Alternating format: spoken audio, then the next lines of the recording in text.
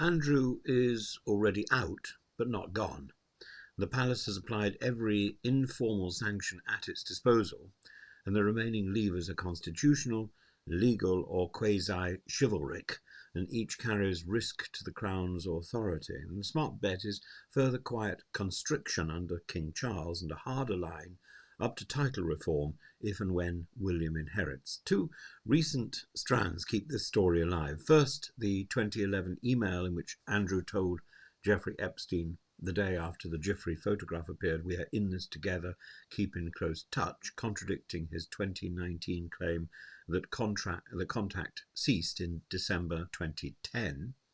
That is reputationally fatal because it shifts the issue from bad judgment to apparent misrepresentation. And second, reporting suggests contact extended even to 2015 via the Barack-Epstein exchanges about a China security venture, again cutting across the public narrative. And the imminent publication of Virginia Giffrey's posthumous memoir, which will renew scrutiny whether or not the facts emerge. Where things already stand, now there's three major areas. There's no public funds, no patronages, no honorary military roles, no balcony appearances. These are measures begun under the late Queen and sustained by King Charles. The palace says it's reviewing new allegations and potential options for further censure. Legally, Prince Andrew is still the Council of State. He's still on the list. He's practically sidelined.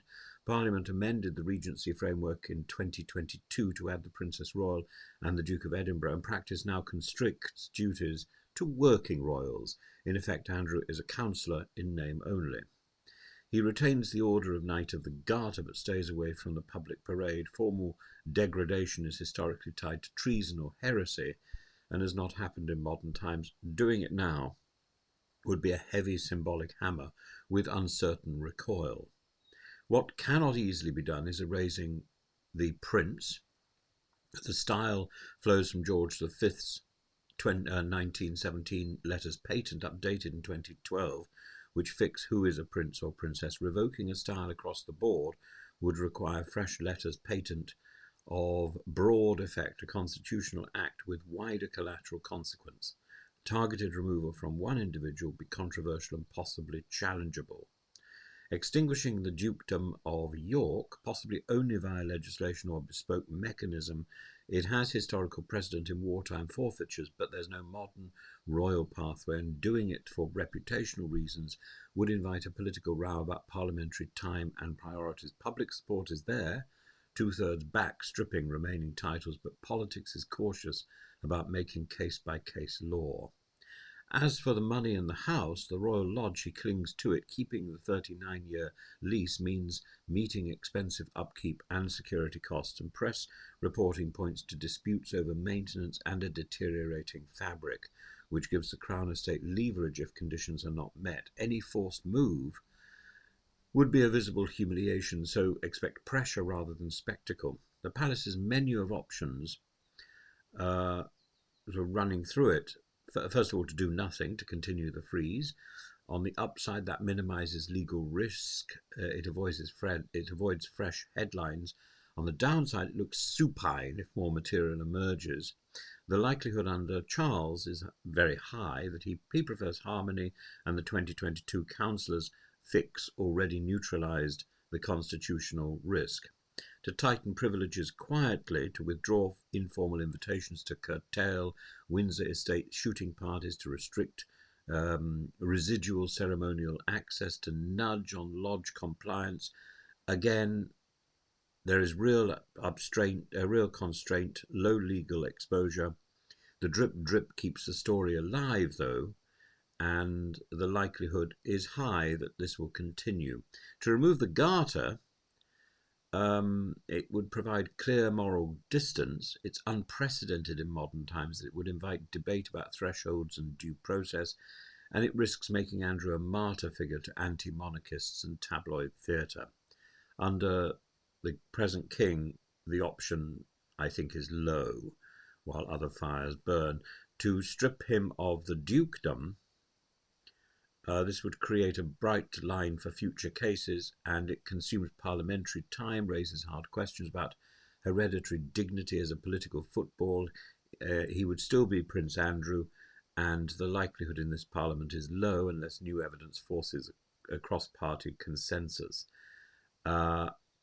Latent letters patent reform. This would be very, very low on the agenda. And negotiated exile, a private settlement to vacate royal lodge, relocate abroad, or to a low visibility UK residence and accept explicit lifelong withdrawal from public life. The upside here is that it would provide a clean narrative. The downside is that he must agree, and past behaviour suggests he will not. The likelihood, therefore, is low, unless there's a further shock.